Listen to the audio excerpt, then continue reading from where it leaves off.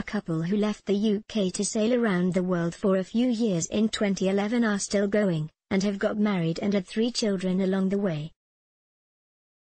Jess Lloyd-Mostyn, now 36, from London, had never even stepped foot on a boat when she joked to her then-boyfriend James, now her husband, that they should buy a yacht and circumnavigate the globe. However, less than a year, and a few sailing courses, later, the couple left Falmouth and set off for the adventure of a lifetime. They have so far visited 36 countries and covered 26,000 miles in 8 years, and have no plans to come home. Left their careers, Jess as an artist and James, 48, as an architect with 4 degrees between them, and rented out their London house and a flat. To help fund the trip they used the money they had saved to build an extension to buy a £35,000, 42-feet crossbow, 42 that needed a lot of work. Not only did Jess, who suffers with seasickness, and James fall in love with their new way of life, which has seen them visit the Caribbean, Tahiti, New Zealand, and Fiji, they decided to start a family on board. 2 years after setting sail, Rocket, now 5, was born in Mexico after Jess went into labor during a 6-hour bus ride en route to the birthing center. Indigo, 3, was born in a house sit in New Zealand in 2015, and Autumn was born during a visit back to London last year. Jess and James now homeschool their 2 eldest children, but they don't follow a curriculum and instead focus on interest-based learning. Talking about their decision to set sail, Jess said, "Neither of us had any real reason to leave. Our jobs, home and friendships were all ticking along quite contently. We were visiting family in Cornwall and were having a lovely clifftop walk. I looked out to sea and sighed wistfully and said, 'Do you know what, darling, we could just buy a boat and sail around the world.' And he laughed at me, which was quite right as I'd never even been on a sailboat when I said it." It was a year later that we left. We left thinking that the challenge we had was to sail around the world in roughly 2.5 years and then return to London, our heads full of experiences. After crossing the Atlantic and enjoying several months in the Caribbean, we reached Panama, where we decided to start a family. Jess admits that not many people who go sailing around the world decide to have a baby while sailing and carry on. The couple's first child was born in Mexico after they agreed not to risk sailing across the Pacific Ocean while Jess was pregnant. They'd planned it so that they would arrive at the birthing center in Guadalajara with plenty of time before Jess's due date. However, when Jess stepped on board the bus for the 6-hour journey traveling 300 miles inland, she went into labor. She said, "It wasn't until I was lying on the floor of the aisle of the bus on a towel going, 'Oh my God,' that I thought this is really happening." We managed to make it to Guadalajara and we're in a taxi and I'm on all fours when I heard a police car. The taxi had flagged us down a police escort and we ran through every red light in the city, and we made it to the center on time. Jess had a natural birth and Rocket was born 3 weeks early, weighing just 5 pounds 2 ounces, but healthy. So they spent 5 weeks in a hostel in Mexico before their families arrived to see the new arrival. Jess said, "Mexicans have a tradition where the baby and mother don't leave the house for first 40 days, and we were out and about on day 2 and nobody had seen a baby out and about. Mexican men are soppy as hell, they really value family there." It was fathers and grandfathers and young men stopping us in the streets and saying, "Oh my goodness, what a gorgeous baby, you are so blessed." It was then time to get back on board their yacht, sailing from Mexico to New Zealand with their 8-month-old on board, exploring all the South Pacific islands in between.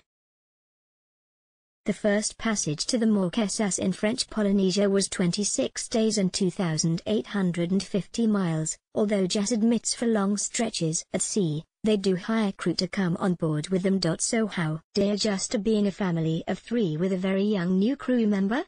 Jess, who says she never argues with James, said, "Boats in general are very baby-proof from the start. No cupboards or drawers can open or fly out to sea, so they all already have safety catches. Plus there weren't any sharp edges to begin with, so the transition to a family home has been very easy. There are some people who think a sailboat is really unsafe for a child, but on a good day, our sailboat averages 5 miles an hour.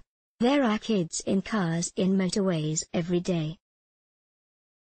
Obviously, learning to swim is of paramount importance to us. Our kids had life jackets rather than cribs and buggies.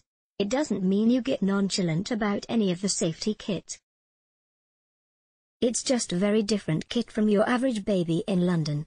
One of the things that having a baby on board made Jess and James think about was the amount of rubbish they produced. Already very eco-friendly, choosing to mainly sail by wind power rather than using the boat's motor, the couple had to think about the baby's waste and how to deal with it. Jess said they decided to use cloth nappies for that reason, adding that living on a boat had made them more environmentally aware.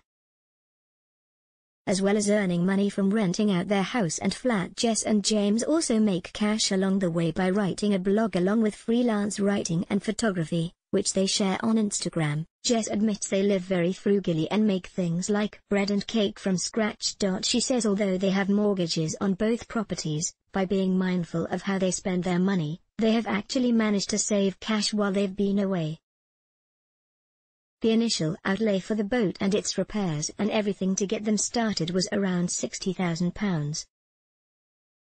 She says the living costs vary wildly from place to place, but they spend just over £20,000 a year, which includes all their living costs. They also review products for the boat and the babies, and champion eco-minded solutions. Jess said, "We've never had a cot or a buggy, we had to figure out what works in our world.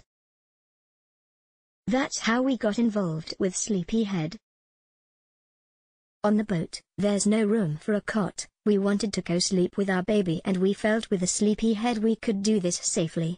Jess said the family spend their time exploring different countries, kayaking, doing yoga or swimming. It was en route to New Zealand that Jess and James decided to get married, just 16 hours before tying the knot. But instead of having the lavish white sand nuptials everyone back home expected the couple to have, they opted for a simple and humble ceremony in Fiji in 2014 that set them back a mere £18.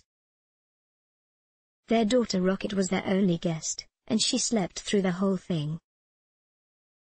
It was also en route to New Zealand that the couple decided to try for another baby. Jess said, "When we started sailing with a baby it's relatively straightforward, and it's all lovely and static. We left Mexico with Rocket when she was just 8 months old. It was our biggest crossing with 28 days at sea. She got her crawling down when we were on that crossing. Had her first birthday in Bora Bora, started walking in the Kingdom of Tonga. I now identify all these child milestones with where we were. It's strange because that whole transition period of going from crawling to walking coincided with us saying let's do it again."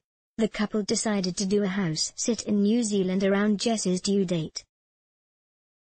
However, the location was quite rural and the birthing clinic was undergoing renovations, which meant Jess would need to make her way to the nearest hospital more than an hour away. With a toddler, the couple decided not to risk it, and Jess opted for a home birth instead. Their son, Indigo, was born in a water birth in the bathroom in the house sit, with Jess deciding not to have any drugs. Jess said, "It felt amazing. I'm not a tough cookie, but I did it without any medical setup. It was an incredible rush of hormones and endorphins and I felt like I could do anything." She admits that sailing with both a toddler and a newborn was interesting. Jess said, "We had a toddler who was walking and questioning and asking and engaging with the sailing and not a static passenger. So we had a lot of time cruising around New Zealand, adapting to things like harnesses for them if they were in the cockpit when we were underway." Jess explains that although they were sailing around as a family of 4, the boat never felt cramped. It has 2 double cabins, a single studio that's used as a workshop for boat projects, a main living space, and a galley, which has a really well thought out space that allows us to eat like kings. And although the couple didn't set off with the intention of having children on board, the space works amazingly well. Also on board they have a dinghy, a 2-man kayak and an inflatable paddle board. Jess says rather than having a rigid routine, Much of sailing life is lazing at anchor by a fab beach somewhere, or you're at a harbor getting to know the local community and customs. The family have spent lots of time on land, exploring different countries, and the children often make friends with other local kids. And she says her children do get an education. Jess added, "Our main table is our dining room table, but it's also our painting table, our making table. It's where they are learning as they are homeschooled. The boat is incredibly stimulating. Let's say you're in French Polynesia studying French foreign policy. Let's look at whale sharks and rays. Let's look at the geography of how an atoll is formed. It's a never-ending source. Rather than following a curriculum, we go with interest-based learning, and it's something that's only come about recently formally.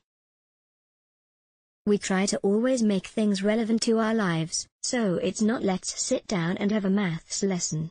It's we need to bake some bread today, so how do we do that? How much flour do we need? How much water do we need?" It's not a move against the standard education system. Any form of education that involves two parents who are totally engaged with it will hopefully be a positive thing.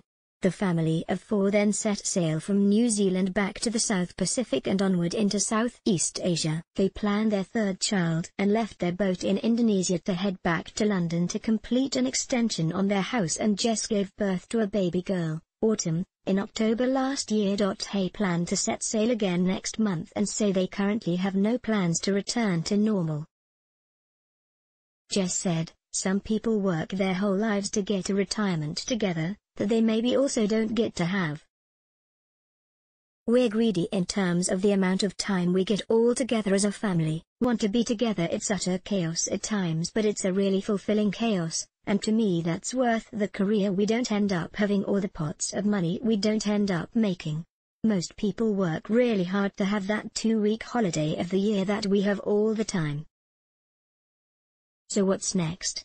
Jess says the family will spend some time getting back to our usual life of turquoise water and swimming with rays, and then head to Malaysia and Thailand after leaving the UK in April, but she admits they might not always stay at sea. Jess added, "It would most likely to be planning how do we get hold of a school bus and convert it and drive around South America. Or finding ourselves a plot of land and build a treehouse there.